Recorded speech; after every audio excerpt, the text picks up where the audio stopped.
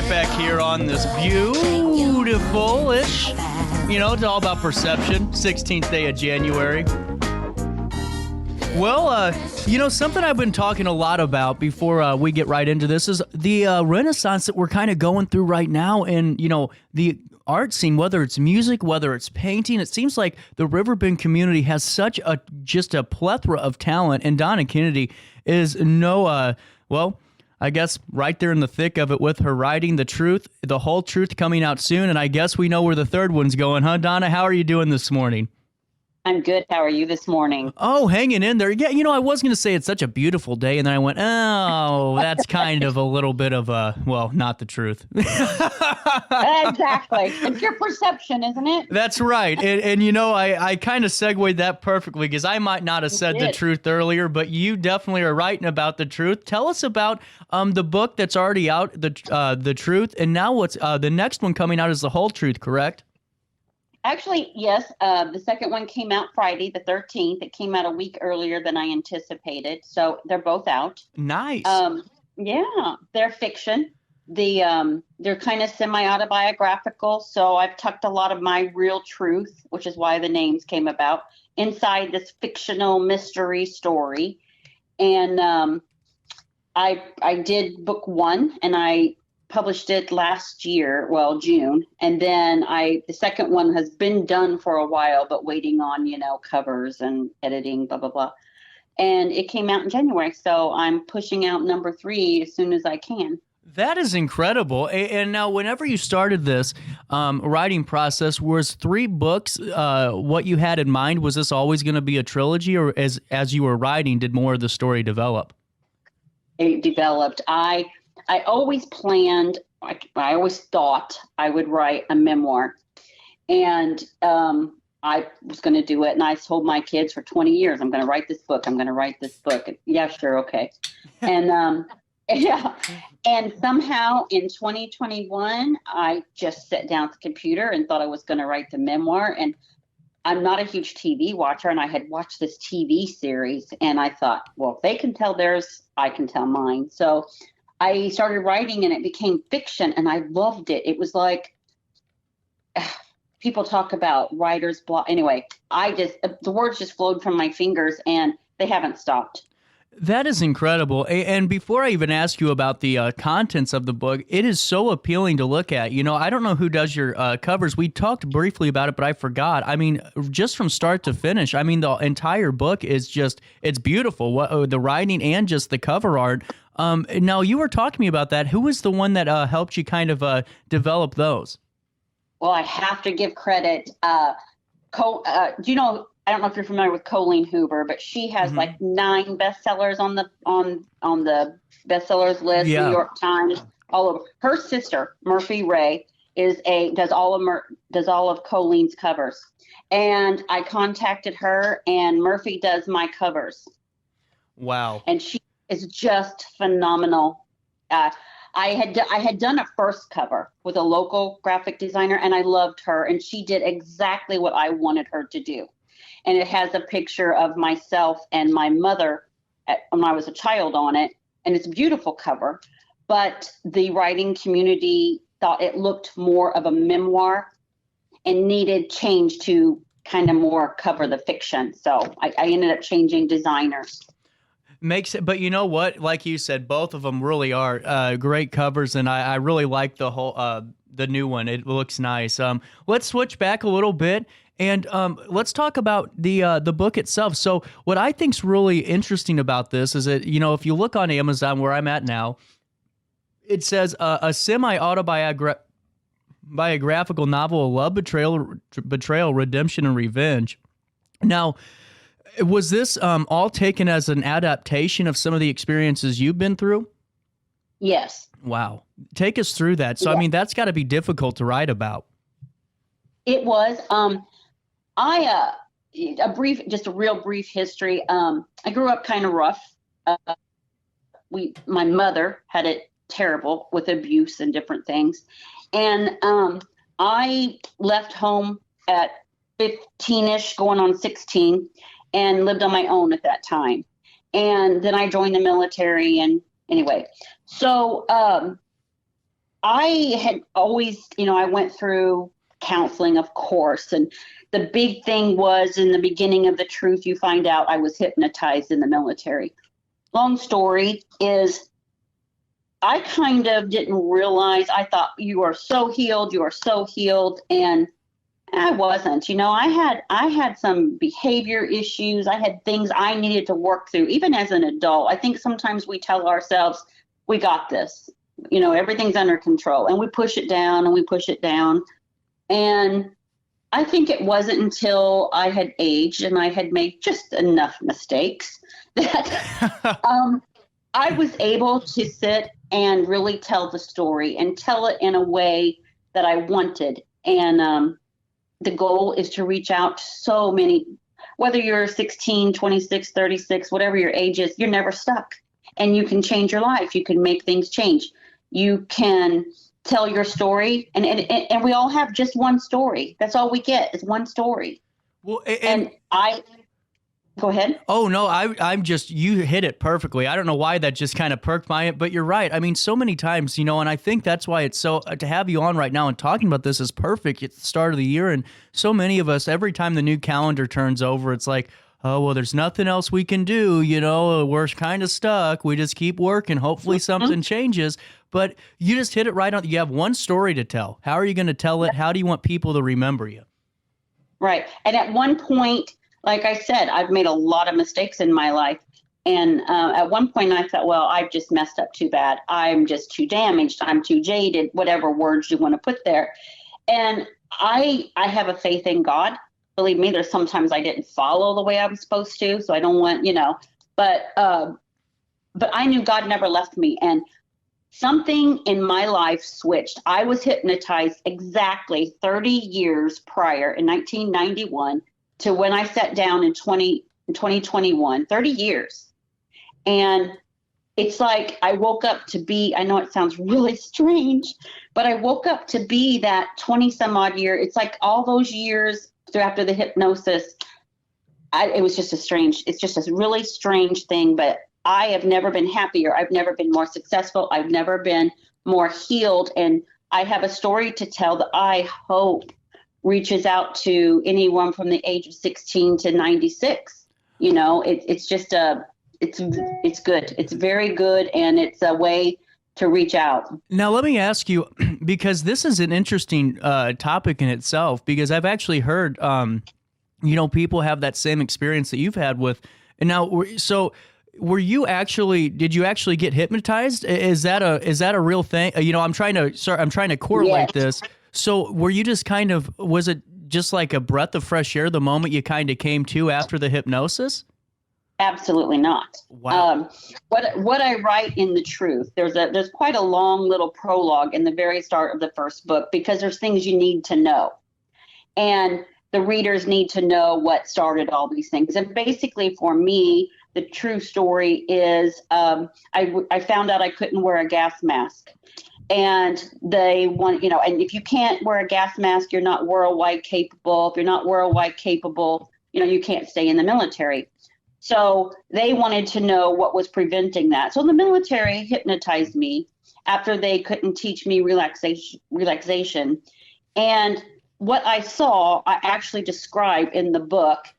And I found that I had some repressed memories that were, I was taken as a child. Oh. It's just a crazy story.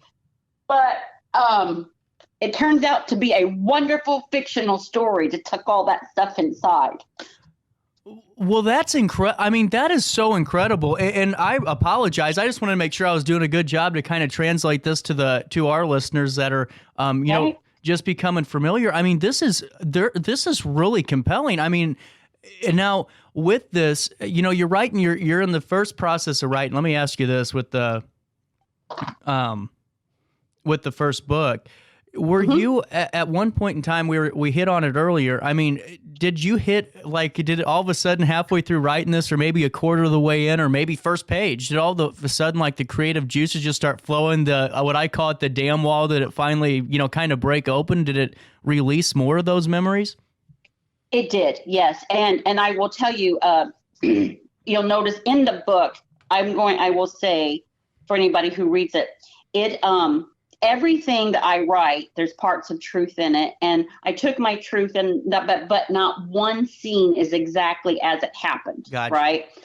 And in it, she has a strange relationship with her mother. After 6 years or whatever. I personally have never had an estranged relationship with my mother. My mother and I are very close. But what I found when writing the book, and after the years of different things that, were discovered from, anyway, as I'm writing, I found there was like this underlying kind of tension that I had never really addressed. I just, I was the good, I love my mother, I all these things. And I realized it was there. Well, my mother and I are very close, and she's older. She's in a nursing home. And I went to her and I told her, I'm writing this book. And the main reason to write the book is she always wanted to write hers, and she didn't get time. And then she has Parkinson's. And so anyway, she was like, please tell our story. So I did. And I told it in a way that I think it tells the truth, and it also protects people. And it's just very compelling. And it is when people watch TV and you watch these stories and, you think, my goodness, that this has got to be fiction. But, we all live these lives that they're not perfect. We all have challenges. Right. And yeah. I keep cutting you off. You're just hitting so many great topics that I've been you and I are on the same page, no pun intended.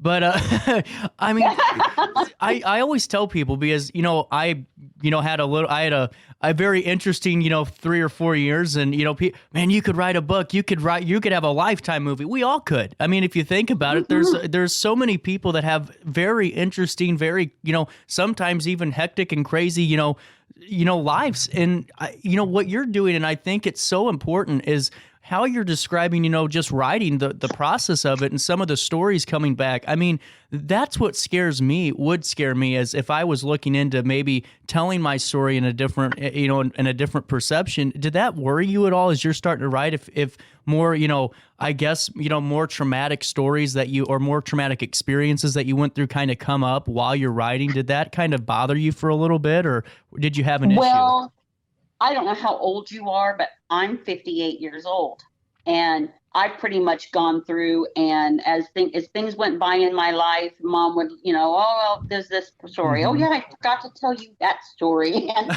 all these things. Right. And yeah, so I had pretty much already known them all. I think what surprised me was underlying feelings as I typed them. I remember when I wrote the first book, her mother's character is named Sylvia, and I kept typing Sylvia, Sylvia, Sylvia, Sylvia. And I thought, why aren't I referring to Mom? Well, then I went through and I started reading it, and I saw that underlining, and it was just something that I went and kind of talked to my mom about. And Mom's like, are you sure you don't have some of these underlying things? And I'm like, no, I really don't think I do. I think I dealt with them. I just didn't recognize that maybe I did at one time. That is incredible. And I really appreciate, it takes a lot, number one, to put yourself out there in any creative medium and write, but to do it in a way like this is really impressive to me. So why don't I do this? This is my favorite part of the interview. This is where I get to say the floor is yours, Senator, because I have on Goodreads.com, by the way, perfect rating right now for The Whole Truth. Isn't it something? It is really cool, and I'm going to actually pick up a couple of copies because I think I might use them as a way to get some listeners, some good books, and support some local authors. I think that'd be a great way to do it. Wonderful. I'm going to have you, if you could, why don't you summarize or overview or preview, whatever fits you best, The Whole Truth, so that way I can kind of stay out of your way and let you convey it to our listening audience. All right. Basically, The Whole Truth is a one woman story who is based on myself. And she tells, in the story, she writes a book, and her novel is semi-autobiographical kind of novel. And she talks of her abuse. And when she does, all hell breaks loose. I don't know. Sorry, I shouldn't. Oh, you're fine. No, you're all good. It breaks loose, and she starts suffering the ramifications of telling her truth. And when she does, she finds out in a very bad way, that she didn't know all that she should have known before she wrote this novel. And the novel becomes a bestseller and on and on and on. But she finds out all these things and she becomes victim to some other things. And that's where the mystery part comes involved. And it's just, I don't know. I got to tell you, I went back and read it and I thought, where'd that come from? Where was I that day?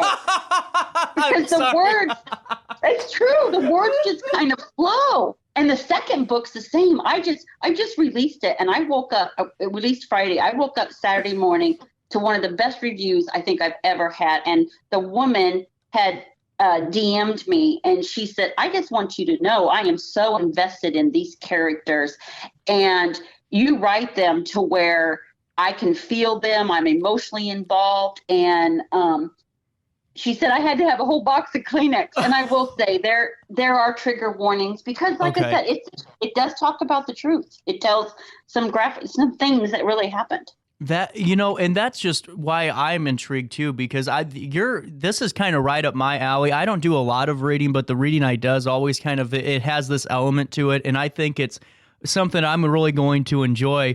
I got to ask you, what was the most difficult process of this, of writing the 2 books and getting ready for the 3rd? I gotta tell you, the marketing. I hate the marketing, but I love the writing. Here. Oh, if I could just sit and write, and then there's days I get up at 6 o'clock in the morning and I won't go to bed till 9, or I'll go take a bath and the words hit me, or I'm brushing my teeth and I stop. And I have really dedicated the last 2 years of my life sitting here and writing, and I love that part. But trying to, I had actually talked to some literary agents and was going to go traditionally published. And I changed my mind when I started doing some digging into it of how the difference between traditional and self-published work. And self-published was the way for me to go because it's my story. It's very personal. And I wanted it to be told my way. Can I ask you, not to cut you off, but can I ask you about, because that's always something I've been fascinated with. What are the differences between self-published and going through a publishing company? Okay, well, the first one, let's talk money. You go through traditional publishers, they pay for things up front, but you earn 10% commission. Oh. I paid for everything up front with my books, and I have quite a bit of money invested. But I make 70% commission off of my ebooks, and I think it's 60% off of my print books. And I have great news. I just found my narrator. I've been looking for my narrator that I felt was Dahlia. Good. Since April. So probably in March, the Audibles will be out. That's incredible, and thank you for answering that. I've always just been curious about that. I didn't know what the ins and outs were of the publishing world. So, what are the next steps for you? How can we support you on this journey? I mean, you have really just outdone yourself with this series. Are you planning on making another series after nothing? I am. Oh, there we go.